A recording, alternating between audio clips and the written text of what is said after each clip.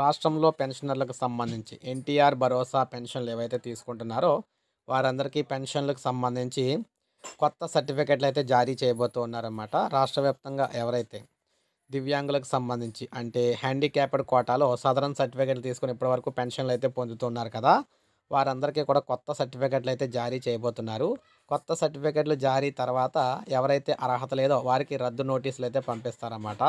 వైద్య పరీక్షలు పూర్తయిన పింఛనుదారులకు కొత్త సదరన్ సర్టిఫికెట్లు జారీ నిమిత్తం ప్రభుత్వం వెబ్ అప్లికేషన్ అందుబాటులోకి అయితే తెచ్చింది. వైద్యులు ఆ వెబ్ అప్లికేషన్లో పరీక్షలు వివరాలను అయితే నమోదు చేశాక ప్రమాణాల ప్రకారం కొత్త సదరన్ సర్టిఫికెట్లను లబ్ధిదారులకు అందజేస్తారు. ఈ ప్రక్రియ మనకి ఆల్రెడీ ప్రారంభమైందనమాట.